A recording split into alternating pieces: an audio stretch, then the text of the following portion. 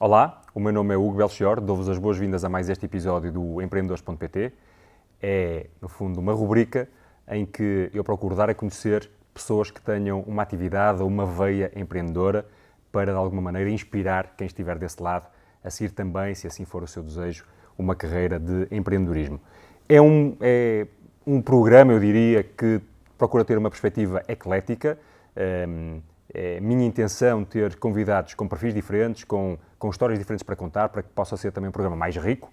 E hoje temos alguém que foge um bocadinho ao padrão dos últimos convidados, porque é um jogador profissional de futebol, é licenciado e mestre em desporto e educação física, também é algo relativamente ainda pouco comum no mundo do futebol, e tem um projeto de que nos vai falar, e portanto é a sua veia empreendedora seguramente a emergir. Este meu convidado hoje é o Tarantini. Tarantini, muito obrigado por teres aceitado este meu convite. E a primeira pergunta que eu te queria fazer é a seguinte: tens 33 anos e se não fosses jogador profissional de futebol, o que é que estarias hoje a fazer? Bem, estaria a lutar com os meus colegas de Educação Física também neste mercado difícil que é a Educação Física, sabendo que hoje a escola está completamente esgotada. Talvez o futebol também aqui falasse um bocadinho mais alto e estivesse também na vertente mais futebol, ou treinador, ou adjunto, ou o que fosse. Ou até mesmo na parte da educação física, no personal trainer, ou seja, mais ligado também a esta E estarias a fazer isso porque tinhas a hipótese de o fazer na medida em que estudaste educação física. E, portanto, isso diferencia-te um pouco do jogador padrão, eu diria assim, não é? E eu, antes de te perguntar como é que lá chegaste e porque é que o fizeste, queria fazer-te uma pergunta que é o seguinte: se achas que se tivesses feito aquilo que tanta gente faz, tantos colegas futebolistas teus fazem, que é abdicar de estudar para se focarem totalmente na sua carreira desportiva, terias porventura atingido outros patamares na tua carreira? Essa pergunta é difícil. Isto muitas das vezes não é certo.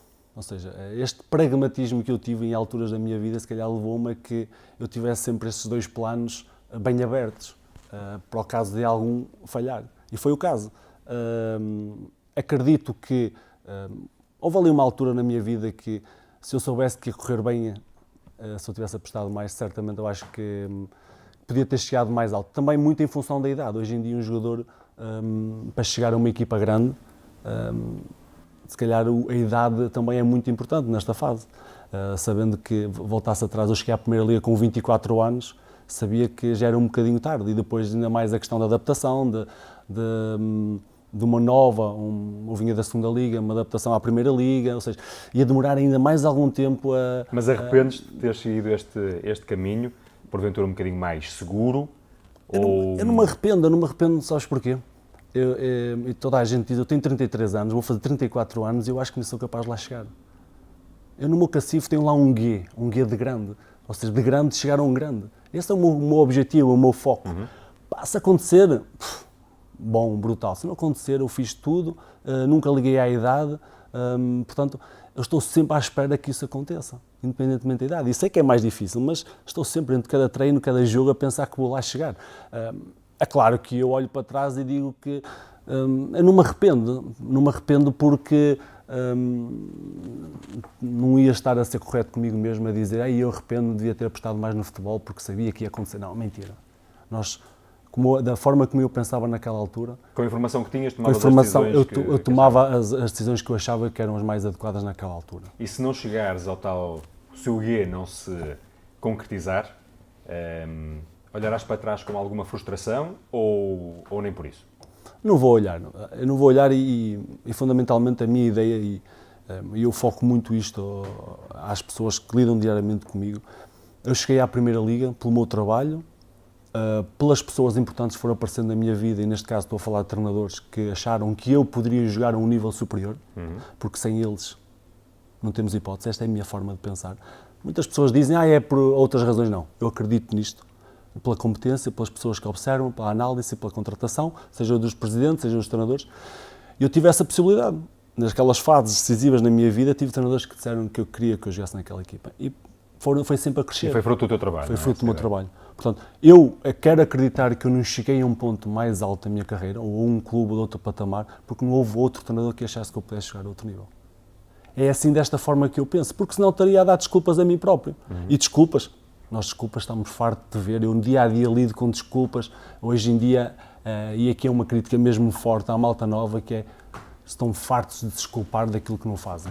E sempre a desculpar-se por aquilo que os outros fazem. Isso não leva a lado nenhum. Portanto, o foco... Tu ouves-te a ti próprio de vez em quando a dar desculpas também ou não? Ou é uma coisa que evitas realmente? Evito dar desculpas. Eu sei que o faço muitas das vezes, é inevitável muitas vezes nós, mas depois quando chego à realidade digo, não, estou aqui a desculpar para quem não, a culpa foi minha, aqui culpado sou eu que tenho que mudar. Aliás, eu só consigo mudar aquilo que eu faço, não consigo mudar, posso condicionar, mas não consigo mudar, portanto o foco é em mim, naquilo que eu posso fazer. Portanto, porque é que eu vou estar a dar uma desculpa que foi o empresário, ou foi não ter empresário, ou foi por aquele gajo que não gostava de mim, ou por aquele treinador que não gostava de mim? Pá, estou a dar desculpas. Eu quero acreditar que foi... Abdicas disso e procuras trabalhar no dia-a-dia, não é? Certo. Olha, diz-me uma coisa, quem é que te incentivou, se é que houve alguém, ou qual foi a circunstância da tua vida que te levou, de facto, a, desde cedo, meteres na cabeça que tinhas que continuar a estudar? Como é que foi esse processo? Recordas-te? Recordo, há aqui agora vem isso muito mais à cabeça porque eu estou a escrever um livro, não é? Então, como é que é o nome do livro e quando é que ele sai? Ainda não está. Ainda não está. Não se pode dizer. Não está, mas talvez para novembro vai sair. Portanto, vai ser um bocadinho... Depois marcamos uma outra conversa para falar do livro. Ok. Vai ser um tell story, né, da minha vida e também a criação a chegar ao projeto. Portanto, isto tudo tem uma sequência. O projeto não acontece assim, acontece lá está, por essa sequência que falaste. Meus pais são uma família de classe média. Eu sou de Baião, né? Portanto, uma zona rural onde a agricultura, o comércio é a fonte principal das pessoas.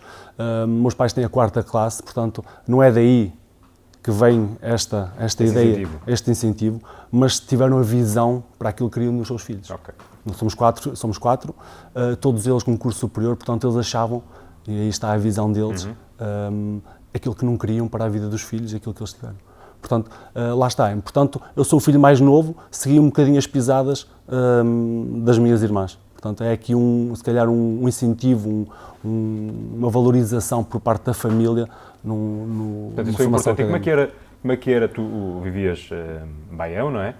E tinhas os treinos eram ali perto? Ou tinhas ali alguma logística? Muita logística. Algo complicada. É a ideia que eu tenho, já liste ou viste em algum lado, não é? Talvez já deves ter lido. Não, eu naquela altura não havia nenhuma equipa organizada, e já vai há 25 anos ou mais, ali na zona de Baião, portanto, o local mais próximo, com mais qualidade para jogar futebol era em Amarante. Portanto, durante 9 anos o meu pai andou comigo às costas, cerca de 25 km. Portanto, estamos a falar de 50 km por dia, 4 vezes por semana. Eu já fiz as contas, dá mais ou menos 48 viagens a Paris, 9 anos de carro. Até ali ele levava, ficava lá a ver o treino e voltava. Até desde o 5º ao 9º ano fazia isso, depois no 10º ano eu já ia de transportes públicos, levantar às 6 da manhã, 2 autocarros para ir para Amarante. Mas treinavas de manhã? À tarde. Estudava. Era só depois da E o que é que recordas desses tempos? Recordo-me a paixão que tinha. Recordas-te da dureza do processo, de teres que fazer esse sacrifício de te levantares mais cedo, se calhar estudares menos tempo que os outros, porque, enfim, tinhas que dedicar tempo a... Para mim era normal, não era? Aquilo era a minha vida, acontecia. Agora, hoje em dia, olho para trás... Não sentias esse sacrifício, portanto, vivias o processo tranquilamente? Achava que era a única forma. Se eu queria aquilo mesmo, tinha que o fazer. E nessa altura já tinhas o foco de querer ser jogador de futebol ou era uma coisa mais ou menos inconsequente que ias fazendo? Não, eu tinha aquele sonho, não era, de conseguir chegar lá. Mas também sabia e sempre tive esse pragmatismo que podia não acontecer. Isto porquê? Porque também via que havia colegas meus com mais qualidade do que eu. Ia-te perguntar isso, quando eras miúdo... Havia muitos mais. Havia alguns que eram os melhores jogadores que tu e nunca mais ninguém soube deles? Completamente. E porquê? Aliás... a maioria, não é? Todos, se calhar? Durante 8 anos que eu tive em Amarante, ou 9, não conheço mais nenhum jogador que tenha conseguido chegar à Primeira Liga. Pode ter havido, mas não me recordo nenhum. E onde é que achas que o fator esforço individual, dedicação, perseverança, isso muito lá em cima. Contribuiu ou deixou de contribuir para o caso dessas pessoas, no caso dessas pessoas? Não quero dizer que é só isso, não é? Se me perguntares o porquê que naquela altura de júnior para sénior o treinador me escolheu para assinar o contrato profissional, ou porque é que depois aqueles treinadores me escolheram para subir, para chegar à Primeira Liga, eu não sei explicar porquê. Mas arriscas alguma hipótese? Arrisco se calhar essa questão do lutar, da perseverança que tem, do compromisso também, arrisco nesses adjetivos para caracterizar aquilo que eram a minha pessoa, porque lá está, se fosse a ver só pelas qualidades futebolísticas puras e duras, eu acho que havia jogadores com mais valias do que eu, muitos mais. O Ronaldo não é um bom exemplo, se calhar o exemplo mais estratosférico disso, não será? Aquele atleta ou que se transforma num super atleta muito pela dedicação, pelo foco constante, nós hoje em dia conhecemos pelas pessoas que falam, os vídeos que existem, aquelas histórias que ele fica no final dos treinos. Eu acredito muito nisso. Tanto acredito que é o exemplo que eu costumo dar, porque é o melhor do mundo. Há aquelas pessoas que veem só o resultado que é aquilo que acontece na vida do Ronaldo. Claro. Que é o que eles veem, que é as casas, as mulheres, os carros. E não o processo, e não o caminho. E não o processo. Esse é que é difícil, o processo. Esse é que é o processo, é difícil. E eu contra mim digo também que é muito difícil estar sempre no máximo do processo. Para quem quer ser o melhor do mundo e quem quer estar lá em cima a um nível muito alto, tem que trabalhar. Como é que tu mantens os teus níveis de foco? Eu dou-te um exemplo. Eu, há bocado, foi a hora de almoço e fui a uma pastelaria comer uma porcaria qualquer. E dei comigo a pensar que tínhamos esta conversa e pensei, bom, se eu fosse um atleta, eu não podia estar a comer esta porcaria que acabo de comer, nem o que comi ontem, e portanto, esse tipo de coisas, ou não fazer o exercício, enfim, não ter a disciplina. Eu perguntei uma coisa, normalmente fazes a avaliação, por exemplo, nutricional. Se fosse uma pessoa que fizesses normalmente, imagina, nós somos avaliados por algumas coisas. Não para o treinador, mas para nós. Mas, por exemplo, quando vai lá o nutricionista e me faz a avaliação das pregas e a massa gorda aumenta, eu lembro-me daquela vez que fui à Francinha. Portanto, se andares controlado... Se andar controlado, se tiver regras, se tiver disciplina... Nós temos a contar esses sistemas à nossa volta, não é? A criar às vezes esses triggers, não é? Não, vou para casa. Mas como é que tu mantens essa disciplina que tens que ter como atleta? Eu já sou muito disciplinado há muito tempo. Mas há algum tipo de hábito, alguma rotina que tu sigas para te manter sempre focado? Quais são os teus truques? Durmo bastante, durmo as horas que tenho que dormir. Quantas horas é que são? Cerca de 8 a 9 horas por dia. Portanto, tu és muito disciplinado na hora de ir para a cama? Certo, a minha esposa também me obriga, não é, a deitar, mas sou muito disciplinado. Depois acordo, sou logo dos primeiros a chegar ao estádio. Portanto, acordas a que horas, mais ou menos? Cerca de 8 horas da manhã agora, mas normalmente se o treino for mais cedo, 7h30, 8 horas. Depois estou no estádio, sou dos primeiros a chegar para ter tempo a tomar um pequeno almoço, porque eu gosto de ver as notícias de manhã, a ver um bocadinho de televisão, a ver notícias logo no início, para ter tempo para tomar um pequeno almoço devagar. Tomo um pequeno almoço. E tomas pequeno almoço, alguma preocupação nutricional? É uma coisa que é definida Algumas coisas são definidas pelo nutricionista, que consoante os objetivos. Já tive alturas em que o objetivo era aumentar o peso, outras vezes agora manter o peso. Também temos que perceber esta relação também agora com a idade portanto, há aqui objetivos que nós traçamos juntos. Depois, a partir daí, depois há horas de treinos marcados a ginásio, para predisposição para o treino. Depois do treino, depois a seguir ao treino... Isso acaba a que horas o treino? Final da manhã? Este ano temos tido treinos com um volume maior um bocadito, temos acabado de treinar por volta da 1 da tarde, portanto é uma hora difícil às vezes de gerir para o caso do almoço, mas tentar logo comer qualquer coisa a seguir ao treino e depois vou para casa fazer o almoço ou já coisas já feitas por mim. Lá está. Alguma disciplina também, porque era muito fácil ter fome e dizer não vou a casa, vou ao restaurante. Aqui estamos a falar... E ias comer pior, mais gordura, muito pior. E depois, como é que é, já agora que estamos nesta tua agenda diária, tenho esta curiosidade, depois a tarde de um jogador, como é que é? Depende. A minha tarde é normalmente ou fico em casa, a descansar, quando tenho grande preocupação, quando sou mais cansado, eu gosto muito de ver um filme, de estar sozinho, gosto bastante. Cinema, quando tenho companhia, a minha esposa quando trabalha com cinema. E agora o projeto tem-me tirado algumas tardes também para fazer algumas coisas e também, na altura que estava a fazer, por exemplo, o mestrado, estudava e fazia as coisas que tinha Tu és a prova, isso dá-me aqui um mote para uma coisa que queria perguntar, que és a prova de que é possível conciliar uma carreira como futebolista profissional, como desportista, com uma carreira académica? Ou, portanto, és a prova, pergunto, ou foste fruto de um conjunto de circunstâncias que, em bom rigor, a maior parte das vezes não é difícil conciliarem-se todas? As duas coisas. Acho que eu gosto de dizer que sou a prova viva que é possível conciliar, porque realmente Fizeste? Fiz, portanto não há hipótese. É difícil?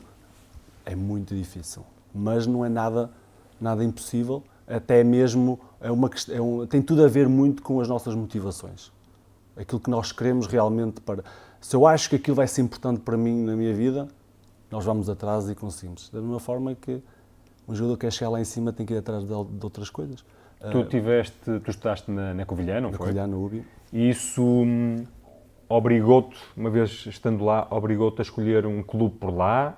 Ou tu foste para lá porque já estavas num clube daquela região? Não, eu vou para a Covilhã. Aliás, a minha história eu queria entrar na FECDEF, agora a nova FADEL. Espalhei-me completamente dos exames nacionais, não tive específica mínima para concorrer para a FADEL e acabo por ir parar à Covilhã. Depois, lá estar, gostei da universidade, gostei da noitada, gostei da cidade e também, por acaso, havia um clube porque ainda me faltava um ano júnior, portanto acabo por ir para a Covilhã, acabo por entrar na faculdade e acabo por ficar porque também houve aqui uma continuidade para jogar futebol lá na Covilhã, que era o Covilhã, que é o Sporting Clube da Covilhã. E como é que fizeste? Foste bater à porta? Fui bater à porta simplesmente. Na altura eu tinha duas opções, tinha um clube que estava nos Nacionais Júniores e um clube que estava no Distritais, mas a equipa sénior num clube que era o Covilhã, estava a disputar a subida à segunda liga e o outro clube estava no Distritais. Portanto, eu optei por aquele que estava até num nível mais baixo para depois a perspectiva. Como é que foi isso? Foste falar com quem? Como é que descobriste o contacto? Como é que foi esse processo? Porque isso já exige uma certa atitude, não é? Não é qualquer um que vai... Não, eu peguei ainda me lembro perfeitamente, estava eu, mais dois amigos meus, num carro de 2 lugares, eu até fui na mala. Fomos... Foste ilegal, fui mesmo bater à porta, assim, foi mesmo assim, quero falar com o treinador. Olha, eu entrei na UBI, sou jogador de futebol, jogava no Amarante, falta-me um ano júnior, eu gostava de concluir o meu segundo ano. E ele vira-se para mim e disse assim, tu com esse andar não vais treinar, tu vais já assinar. Assim, mas eu percebi mesmo era que havia falta de jogadores, não é? E foi assim. Foi um bom conjunto de circunstâncias também ali se reuniu. E durante esse processo, em que estudavas e treinavas, nunca te passou pela cabeça desistir de uma coisa ou de outra? Não foi aí, foi mais atrás. Mais atrás, quando eu levei este choque mesmo porque houve já a possibilidade de eu ter saído do Amarante para o Boa Vista na altura, só que com alguns problemas burocráticos e financeiros, não é? Claro. Transferências, nunca se possibilitou essa transferência. Houve uma altura que eu pus a hipótese de, ok, isto não vai dar para mim. Para fazer tudo? Isto não vai dar para mim. Não vai dar. O que é que não ia dar para ti? O futebol? O futebol. Ok. Sentia que por um ou outro motivo podia não conseguir. Vamos lá ver, eu ia para o Covilhã, nem sabia, aliás, aqui é a escolha, não é? Para a Covilhã fui fazer o quê para a Covilhã? Fui estudar. Já não foi a pensar só no futebol. Claro. Aconteceu, mas poderiam ter acontecido. Da mesma forma que eu, se tivesse ficado, por exemplo, entrava no FECDEF e ia continuar a jogar futebol, ou até no Amarante ou outro clube qualquer, o que é que poderia acontecer? Não sabes, não é? Não sei. Portanto, aqui esta escolha foi mais no sentido de, ok, se calhar vou pelo caminho mais seguro. E isto de seres um atleta e hoje um jogador profissional que tem uma formação diferente da maioria dos teus colegas, tens algum colega hoje que tenha licenciatura? Já tive, atualmente... Vai havendo, como é evidente, mas não é a maioria nem nada que se pareça, não é? Este ano temos aqui o Geraldes, do Sporting, está emprestado na Covilhã, mas Poucos. A minha noção é que começa a haver Um pouco mais, não é? pouco mais. Isso põe-te em alguma posição um bocadinho diferente? Ou os teus colegas de alguma maneira olham para ti como um tipo diferente? Ou não? Acho que agora também a minha posição é diferente. Tem muitos, e não é só os jogadores, tem árbitros que me tratam por mestre dentro de campo, mas mesmo eles lá dentro brincam um bocadinho com isso, não é? Mas ao fundo, lá no fundo eles sabem que estão a cometer uma asneira muito grande. O problema é esse, é que eles sabem que estão a cometer uma asneira. Ou fazer o quê? Ao não estudar, é isso? Ou não estudar, por exemplo, ou não ver pela formação, que pode ser uma das possibilidades para o futuro. Tu tens sido, historicamente, já há uns anos, um pouco crítico sobre a gestão de carreira de tantos e tantos colegas teus, nomeadamente do ponto de vista da gestão financeira, correto? Correto. Porquê que o fazes? O que é que te motiva a fazê-lo? O que é que procuras com esse grito de alerta, de alguma maneira? E que tipo de reação é que isso trazia, ou eventualmente ainda traz, nomeadamente junto dos teus colegas? Eu gosto de sempre dizer que eu estou-me a pôr a jeito neste problema, não é? Porque também eu posso vir a ter problemas financeiros ou outro tipo de problemas. Mas também quero acreditar que estou seguro perante essas coisas, porque as decisões que eu tomei foi sempre conscientes, não é? Portanto, como é que isto apareceu? Isto aparece normalmente, não é? Eu olho para trás na minha carreira e tomei decisões na minha vida que foi sempre em prol daquilo que já falámos aqui, mas via outros colegas meus Diz uma coisa, simplesmente a jogar. Tu ganhaste dinheiro como jogador de futebol a primeira vez com que idade?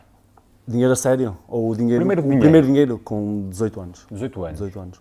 E depois começaste a ganhar dinheiro, assim, mais significativo, quando? 24 anos, quando cheguei à Primeira Liga. Chegaste à Primeira Liga. Portanto, muita gente começa a trabalhar pelos 24, etc., mas tu começaste a ganhar algum dinheiro um pouco mais cedo que a maioria das pessoas, nomeadamente quem estuda. E muitas vezes o jogador, mesmo não sendo de um clube dos três grandes, onde provavelmente Mas queres fazer contas? Diz-me. Por exemplo, o estudo que eu fiz em fevereiro, com o apoio do 00, a plataforma online, indica que desde 1980 até 2017, foi mais ou menos ali março, okay, a média de jogadores que jogavam na Primeira Liga, média temporal de Primeira Liga, são 4,7 anos. Ok, portanto são menos de 5 anos em que se joga na Primeira Liga. Eu estou há 10 anos na Primeira Liga. Já é o dobro da média. Já é o dobro da média. Portanto, alguém teve que só estar lá um ano. Claro. Ou até meio, ou nenhum. Portanto, porque há um bocado a ilusão de que todos os jogadores são ricos, não é? 4,7. Depois, olhando para outro número, estamos a falar que apenas jogadores portugueses, okay? Certo. História de jogadores portugueses. Apenas 95%, aliás, apenas 5% de jogadores portugueses conseguem chegar a um grande. Que é onde também temos... Dinheiro, onde se ganha dinheiro, não é onde se ganha dinheiro a sério, ponto final. Pode haver um ou outro clube, mas mais um clube, o resto, não. Portanto, 4,7 anos de idade. 4,7. Se nós juntarmos as duas coisas, e podemos afirmar que os ordenados na Primeira Liga podem andar à volta, não falo em média, mas à volta de 5, 6 mil euros, durante 5 anos limpos. Podemos falar em limpos. 5, 6 mil, se multiplicarmos 5 vezes 5, dá 250 mil euros. Portanto, este é o valor referência por um jogador da Primeira Liga, numa carreira. Não dá para viver o resto da vida. Ok, perfeito. A média de idade de término de carreira na Primeira Liga é de 31 anos. Portanto, temos mais 35 anos, oxalá que sim, de vida pela frente ou mais. Portanto, é ótimo, porque isto possibilita-nos também ter algumas coisas no início da carreira. Não é? Mais depressa que a maioria das pessoas, não é? Mais depressa que a maioria das pessoas. Eu costumo dizer que nós temos uma casa paga aos 31 anos, face ao resto da população. É verdade. É fantástico. O problema é aqui, nestas decisões. Se não ajustas o padrão, não é? Se nós não ajustarmos aqui as decisões que tomamos a pensar naquilo que pode acontecer à frente, aqui é que está o problema. Mas isso não é só do futebol, não é? Ainda no outro dia eu ouvi um podcast no NFL, que está isso bem estudado. Sim, isso é uma coisa louca. E são jogadores a ganhar muito mais dinheiro. Mas isso lá está. Isso tem a ver com... é tudo uma questão de escala. Porquê? Porque se nós na NFL, na NBA, na Premier League, são grandes campeonatos, os senhores dos milhões... E derretem aquilo. É onde estão os grandes problemas, Claro. ou seja, grandes estudos de Sim, falências sim. financeiras, então o que acontece aqui também? É a mesma coisa. Portanto, isto é tudo uma questão de atitude, é uma questão de escala. Portanto, tanto fica pobre o jogador que está na NFL, porque já Claro. está visto, tanto fica pobre o jogador que joga na Primeira Liga. Portanto, pobre ou que apresenta sérios problemas dificuldades. financeiros quando acaba a carreira. Portanto, estamos perante um problema que é transversal. Eu acho que na NFL, pelo menos um número que eu vi, salvo erro, era 7 anos, não é? 7 anos. Passado 7 anos, uma porcentagem brutal não tem... Aqui anda há uns 3 a 5 anos após terminar a Porquê carreira. que achas que isto acontece? É uma questão de total literacia financeira? Pá, as pessoas nunca fizeram uma conta na vida sequer, não têm maturidade para projetar o futuro, vivem só o presente. Olha, aquilo à volta, o contexto à volta enfim... A literatura não explica bem, há algumas coisas escritas, mas não há estudos a sérios para identificar. As coisas que eu encontrei sobre isto são 5 problemas que existem para a malta derreterem a massa toda. Sim. Que é, apresentam, não têm um plano financeiro, ok? Uma preparação por uma segunda carreira, uma preparação para, por exemplo, para alguma coisa que pode acontecer na vida, por exemplo, um imprevisto, uma lesão, Certo. os próprios divórcios. Os Tem uma porcentagem grande do património, não é? Os divórcios. Portanto, falta-me aqui um, agora não estou a ver qual é, mas, aliás, são estas razões para aquilo que acontece. Portanto, são razões em que nós, se calhar, devemos apoiar e ver realmente onde é que nós podemos agarrar. Mas muito tem a ver com esta questão da preparação para uma segunda carreira e a preparação de E o que é que, de um o que é que padrão os teus financeiro. colegas sentem quando tu esgravatas este tema? É um assunto, por exemplo, de balneário, ou sabem que só tens noutros palcos em que tu falas destes assuntos? Não, falo noutros palcos. Quando eu falo com a malta, até falo mais individualmente, eles sabem que é um problema. Mas o problema é que há muita inércia à volta disto. Porque sabe sempre bem o consumo imediato, não é? Porque sabe, mas é aquilo que eu costumo dizer a eles, pá, vocês, e eu também quero chegar mais alto. Mas o problema é que tu chegares mais alto vai trazer na mesma os mesmos problemas. Tu vais ganhar mais, mas vais gastar mais. Claro. Portanto, lá está a escala que nós falamos aqui. Portanto, aqui a questão é ponderar outras hipóteses, outras coisas fora da caixa. E também, lá está, se calhar, ver também alguns gastos porque para nós, muitas das vezes, gastar 100, 200 euros no jantar é muito fácil. 100, 200 euros é metade, quase, não é metade, mas do ordenado mínimo. É verdade. É incrível, não é? Nós pomos as coisas neste ponto. Se calhar o Cristiano vai no jantar e gasta 5 mil euros, 10 mil euros. Sim. Mas a escala é a mesma. Claro. Ok? Portanto, estamos aqui a falar de coisas, de problemas. Portanto, eu não quero dizer com isto que a malta não tem que gastar, não tem como ter um bom carro, não tem que ter... mas Tem que fazer umas contas, não é? é fazer umas E o que é contas. que achas que se pode fazer? Tu estás desde logo a fazer... O que é que tu estás a fazer? E pegando aqui um bocado na tua veia mais empreendedora, tu tens agora um projeto, que gostava que nos falasse um bocadinho sobre ele, que procura desde logo fazer alguns alertas, preparar mentalidades para estes problemas, não é? Sim, nesta fase o projeto tem tido muitos contactos, porque aqui há realmente uma oportunidade de negócio mas que não é fácil, porque estamos a falar de lidar com vidas das pessoas. Eu acho que quando nós falamos nisso temos que ter uma atenção muito redobrada, porque as nossas decisões, vão implicar muitas coisas. Portanto, temos de estar bem cientes daquilo que estamos a trabalhar, não é, ok? Porque nós estamos a lidar com pessoas que nós vamos dar opções e essas opções vão condicionar também a vida delas, não é? Alguns investimentos, isso é a primeira. Mas em que é que consiste o teu projeto, em concreto? O meu projeto neste momento está numa fase de prevenção, em que, na altura, quando eu estabeleci 3 objetivos para despertar aqui as mentes relativamente a isto, foi muito na base das palestras, na investigação, ou seja, não havia nenhum dados em Portugal sobre isto, da história dos portugueses em termos de carreira, e saiu o primeiro press release em janeiro, não saiu mais, mas eu já explico porquê, e os documentários. Acho que através dos documentários são formas de mostrar casos bons, casos menos bons, de alertar para estes problemas. Entretanto, surgiu aqui outro pelo caminho, outras coisas, foi o livro, para chegar aos mais novos. Lá está também um bom target para isto, para alertar desde logo muito cedo. Que em princípio sairá em novembro, não é? Que em princípio sairá em novembro. Okay. E não saiu mais documentos de investigação porque nós, com a Universidade da Beira Interior, a Federação e O Ministério da Educação, através do projeto AR, no qual eu também sou embaixador do projeto, saiu uma candidatura à UEFA para descortinar ainda mais esta investigação. Infelizmente, a candidatura foi uma das apoiadas da Federação, das 5 candidaturas apoiadas, mas nenhuma delas ganhou. Vamos voltar a concorrer agora para a FIFA, para ver se ganhamos também a bolsa. Se as coisas, mesmo que as coisas deem certo, também já me matriculei, estou inscrito em doutoramento. Portanto, muito bem. Esse é outro passo de gigante que eu também quero. Isso é mais isso é um grande projeto. Esse é um grande projeto. Mostrar mais uma vez que é possível conciliar e se calhar aí ser pioneiro no futebol muito bem, parabéns antes de mais. Obrigado. E onde é que tu queres levar este teu projeto? Como é que o vês a evoluir? Eu vejo a evoluir de uma forma mais... Porque há uma coisa que é importante definir, que eu ainda sou jogador de futebol. Ou seja, tudo o que eu faço não pode condicionar o que é a minha atividade principal, minha atividade principal. Mas, no fundo, se este projeto crescer comigo, quero, obviamente, chegar à intervenção, não é? Como é óbvio. E aí sim é que nós temos que ajustar e estar com as pessoas e apoiar as pessoas nessas decisões. Mas o que é que te vês, que tipo de serviço em concreto é que te vês a ter numa fase Serviços mais avançada? de literacia financeira, serviços de apoio à gestão da carreira no global da pessoa, portanto, tudo seja decisões que impliquem... Isto pode passar, por exemplo, por teres uma vertente como empresário de futebol?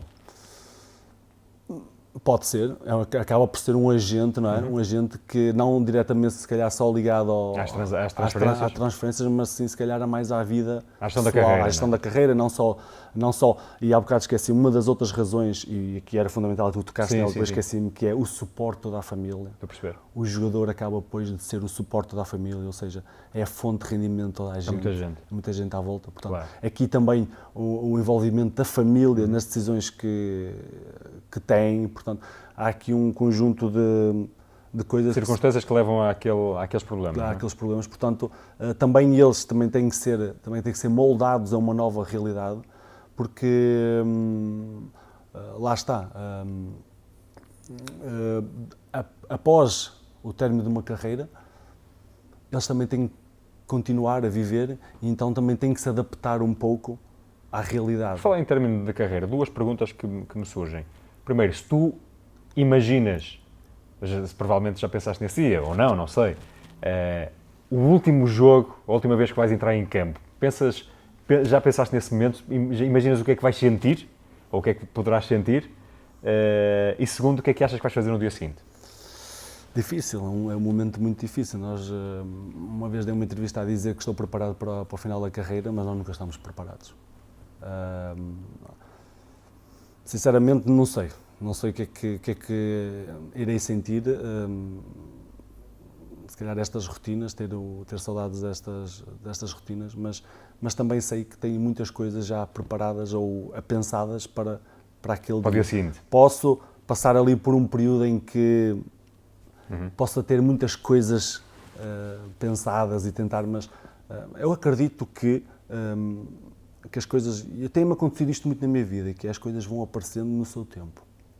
Portanto, eu quero crer que o final vai acontecer no seu tempo, que a próxima etapa que eu vou ter vai ser no seu tempo. Agora, em que é que vai ser? Mas este teu projeto, A Minha Causa, é assim que se chama, não é? E que as pessoas podem descobrir, provavelmente, em www.tarantini.pt, não é? Exatamente. Portanto, vão ver. Já é, de alguma forma, a preparação desse momento também? Não sei. Pode ser, pode não ser. Não é com esse fim que estás a fazer isso? Não é. Mas é um projeto que tu pensas em monetizar de alguma forma? Gostava de o fazer. Gostava porque eu acho que é... E depois de eu sentir que também há algumas pessoas com esta causa, não só também porque já falei aqui, não é só pela vertente comercial pura e dura, porque se fosse por aí eu já tinha estragado isto há muito tempo. E a última conversa que nós tivemos podia ter sido logo um passo para estragar logo isto. Acredito que eu possa ter os valores necessários para acrescentar a uma intervenção mais face-to-face, né? Com a pessoa, direcionada, porque lá está, são coisas muito, muito pessoais, não é? Eu estar a aconselhar uma pessoa, tenho que estar bem ciente daquilo que estou a fazer, não é? Não posso estar a aconselhar uma pessoa para 30, cada caso é um caso. Portanto, se algum dia isso acontecer, tem que ser uma coisa muito. E como é que tu estás a financiar este teu projeto? Porque estas coisas ficam... Há sempre algum dinheiro, não é? É do teu bolso? É um financiamento Inicialmente foi do meu bolso. Entretanto, tive algumas pessoas muito importantes. É uma empresa, por exemplo, a Brandit, que é uma empresa de gestão também tem a ver com multimédia, com marketing de Barcelos, que desde o primeiro minuto nunca me falou em querer receber nada em troca. Gostou muito da causa também. Depois, mais tarde, apareceu também, foram eles também que arranjaram uma seguradora italiana que financiou o site. Depois, entretanto, tive alguns apoios, mas mais meros parceiros comerciais, como a Puma também está lá, depois algumas parcerias, como o caso do 00, importantíssimo, não haver mais promover, mas para promover e para a utilização também dos serviços deles, porque eles têm uma base de dados fantástica claro. e também foram muito importantes. Algumas dificuldades, muitos nãos. Não, de quê? Aqui falo, por exemplo, na questão dos documentários. Estou a tentar, através de um canal de televisão, pôr isto no ar, porque se não fosse assim, já vi que era impensável, porque bati à porta de muitas empresas e muitos redondos nãos para financiar isto. Mas é mesmo assim, isto não pode ser sempre. O empreendedor tem que. O não é garantido, não é? Não, depois tens mas que... fui muitas vezes a Lisboa, pago tudo pelo meu bolso. Claro. Notas que este tipo de atividade, que é uma coisa diferente daquilo que fazes no dia a dia ou que fazias, de alguma forma te está a ajudar a adquirir outras competências que não tinhas ou que nem sabias que podias ter? Está a ajudar uma coisa que, da última conversa que tivemos, que é a potenciar uma marca Tarantini. Essa é a primeira forma, porque... Que está claramente, eu acho, pelo menos a minha perspectiva, já agora digo, a ganhar um valor percebido muito maior no mercado, porque tens uma perspectiva, tens um posicionamento bem diferente da maioria dos jogadores e, portanto, isso nota-se. Esse posicionamento é bom, mas também me dá muita responsabilidade. É óbvio que dentro do campo e fora do campo também. Claro. Nas duas vertentes. Verdade. Mas eu sei que é bom para mim. Não só pela causa em si, não só pela parte social, desportiva social, mas não é essa, mas também pela parte de empreendedorismo.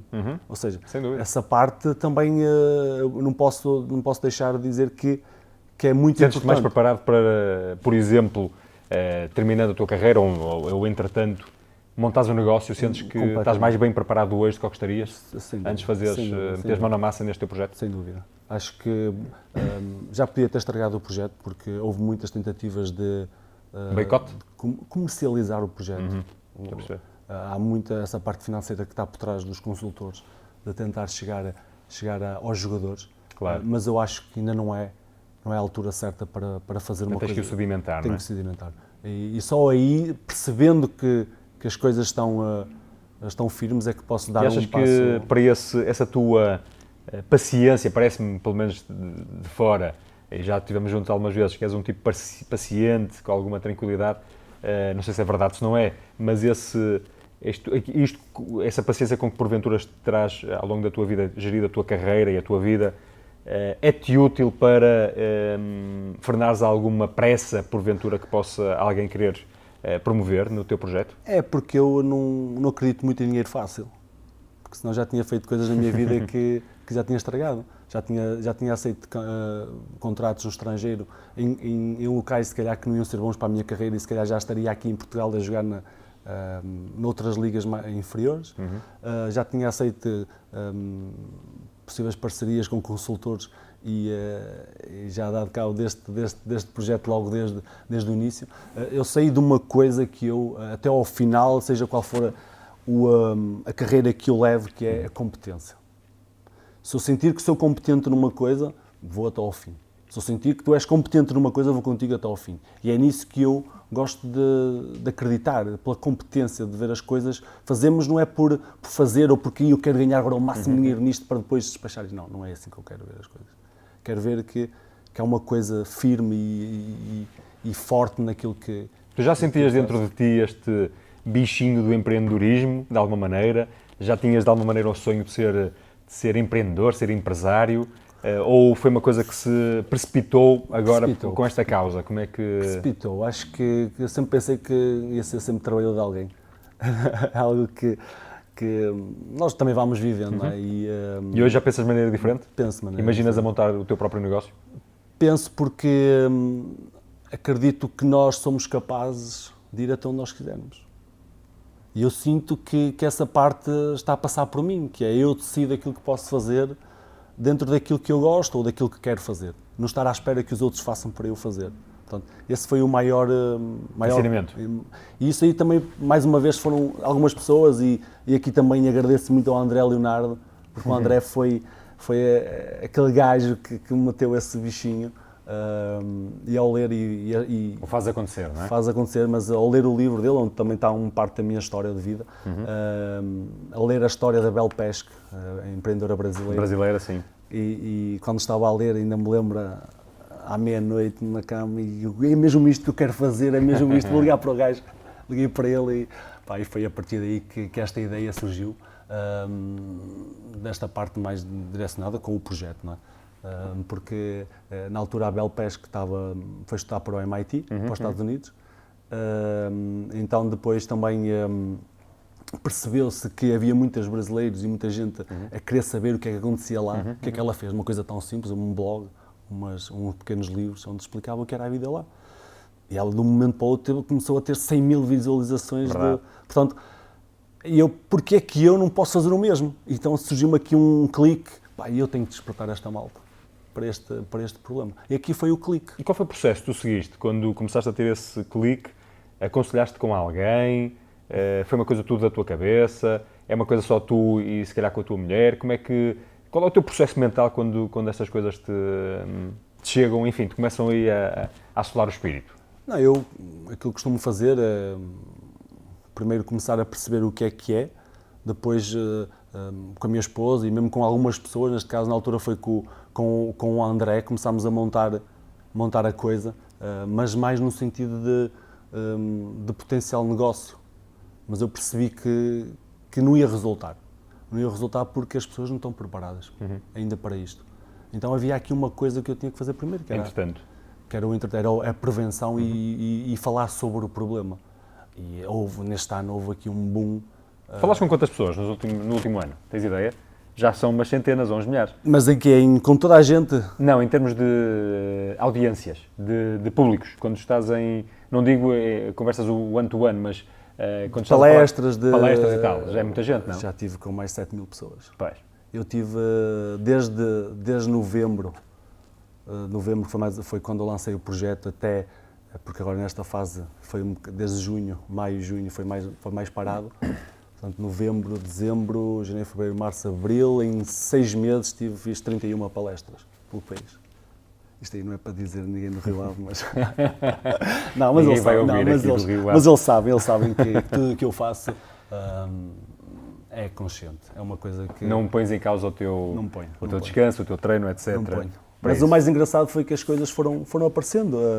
Eu tinha convites de pessoas, de escolas, que através do site me mandam muitas mensagens.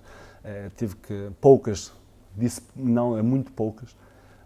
Mas o engraçado é que depois... E qual é o feedback que estás a ter, nomeadamente do cidadão comum? Tu vais na rua e as pessoas falam contigo, já falavam, não é? Sim, já falavam.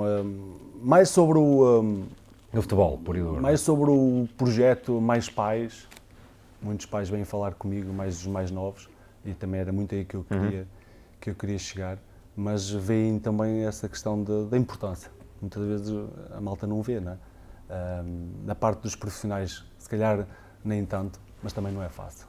Falar em pais, ouves,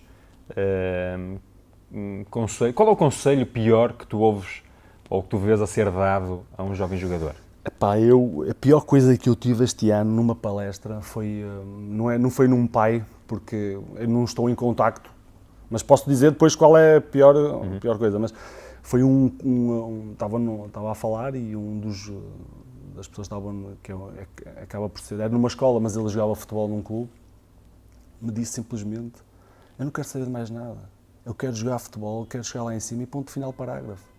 Miúdo. Um miúdo. E que é muito difícil.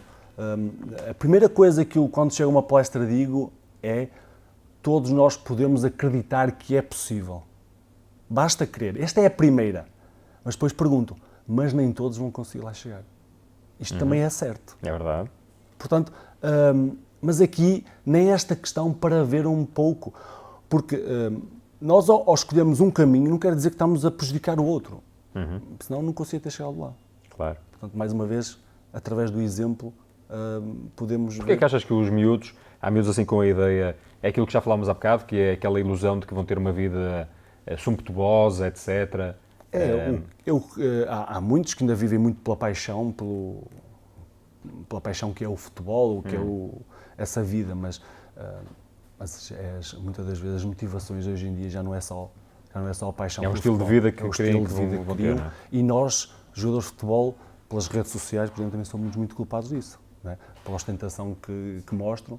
E recentemente temos um vídeo, por exemplo, de um jogador que infelizmente, mas aconteceu nas redes sociais, e isso provoca também que as pessoas dizem tanto dinheiro, ou aquele carro, ou aquela casa. Também quero, não é? Também quero.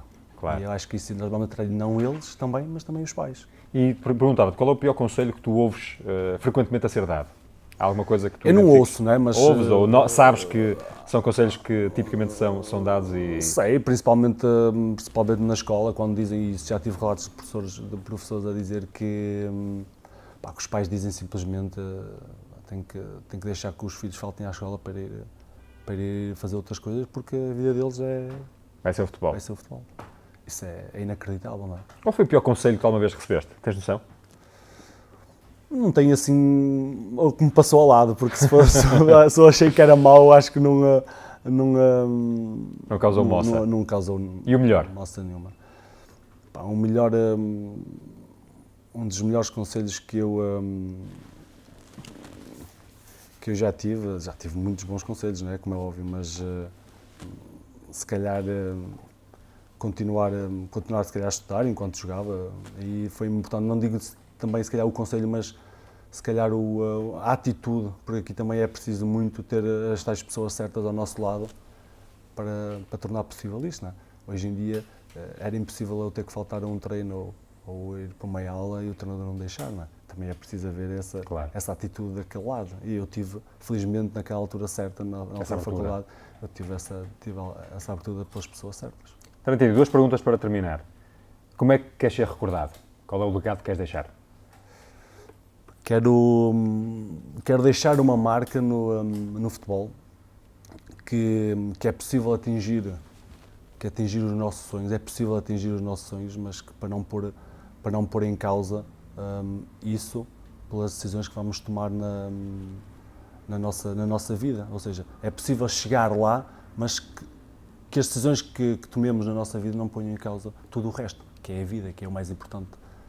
E a segunda e última pergunta, porque eu vou-te seguindo nas redes sociais, há um hashtag que tu usas com frequência que eu acho que é curioso, que é uma coisa do género, o melhor da vida é vivê-la, não é? Porque o melhor da vida é vivê-la. O que é que tu queres dizer com isto? Isso foi um hashtag que nós criamos, eu e a minha esposa. Também tem a ver um pouco com aquilo que nós fomos lidando e também temos lutado na nossa vida, não é? Que é, acaba por nós sentirmos que há coisas que são superiores a tudo. E se calhar aí, que é viver a vida, que é aproveitar cada segundo, aproveitar cada minuto, que vai um pouco, se calhar, não de encontro àquilo, ao meu pragmatismo, mas ao fundo e ao cabo todos nós temos que perceber que não vamos estar aqui indeterminadamente, portanto também temos que aproveitar a vida, portanto há aqui este... E isso é uma maneira de te lembrares, no fundo esse hashtag é uma maneira de tu te lembrares da importância que é ir desfrutando. Desfrutando, não só também estar obcecado por objetivos e pelas metas, mas também vivê-la quando se tem que viver. Agora, não podemos tornar isso a regra, podemos tornar isso a exceção, não é? Há formas de a fazer, não é? Há formas de viver e nem tudo tem a ver com dinheiro, não é? Felizmente é assim, senão podia ser poucas as pessoas que fossem felizes. Sem dúvida. Tarantini, muito obrigado pelo teu tempo, por teres partilhado connosco aqui a tua história, a tua causa. Já sabem, em www.tarantini.pt podem conhecer melhor o projeto do Tarantini, e eu acho que esta maneira de terminar foi de facto, eu diria até inspiradora, porque efetivamente o melhor da vida é vivê-la. Foi um gosto partilhar consigo estes momentos. Vemo-nos numa próxima entrevista com outro convidado. Até lá, bons negócios.